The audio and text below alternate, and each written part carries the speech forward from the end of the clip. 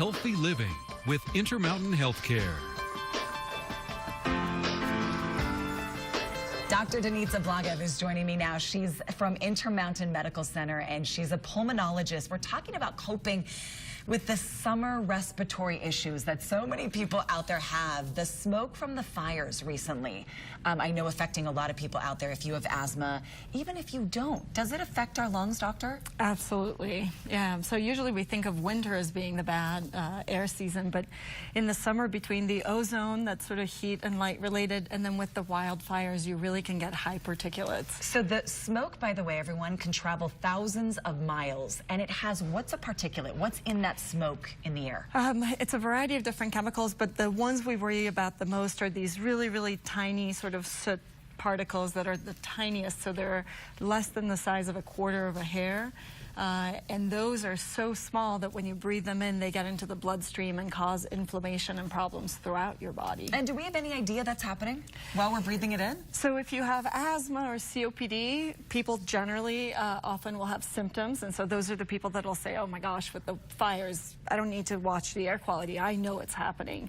But even for those of us that don't have medical problems, breathing that in increases our risk of developing problems and of developing infections and other things. Who is most affected? Who do we need to worry about the most? So the highest risk groups are young children, the elderly, and then people with chronic heart or lung problems. Well, and not just smoke, everybody, but that ozone. I know we think about it in January and February with that yucky inversion, but I was sitting in carpool with my car on the other day and I thought, I'm okay because it's summer, right? No, wrong. Yeah, wrong. The gunk is out there in the air. Wrong. The gunk is in the air, and then car exhaust definitely contributes. And so some of these things, you know, big wildfires, people are trying to get those under control and being careful with fireworks, both in terms of starting wildfires, but actually, and this is the day before the 24th, fireworks are a significant contributor to air pollution. Yep. Because do they shoot those particulates in the air as well? Yeah. And so people with lung disease will tell you that they stay indoors and they can tell the fireworks days when people are shooting off. So let's talk about protection. What should we do? So on bad air days, what you really want to do is generally indoor air is cleaner than outdoor air. And then with ozone, it's heat and light. And so the ozone levels will really vary between the morning and the evening and then during traffic days. So if it's bad air quality and you're one of the sensitive groups, you do want to have the doors and windows closed and probably run the AC rather than having windows and doors open and having stuff go through. I thought this was a great tip you left us too, is use the recirc setting on your home and your car air conditioners.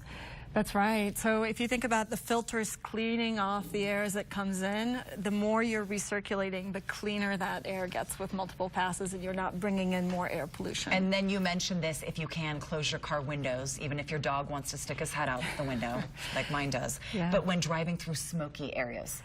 If it's really, I mean, if it's smoky and you can smell it and see it, then the particulate counts are really high. And then I think in that case, everybody should have their windows closed and recirc settings to sort of keep the air clean. And then many of us don't necessarily think about it, but your car has an air filter, and we just need to make sure that those get changed periodically. Did you bring these because they're like our lungs? Yes. So is that what you're showing us? These are just a in-home filter that you can buy commercially, but this is an example of what it looks like when it's brand new. And so it is really white and pristine. And this is an example of what the air filter looks like in a person's home after about 6 weeks.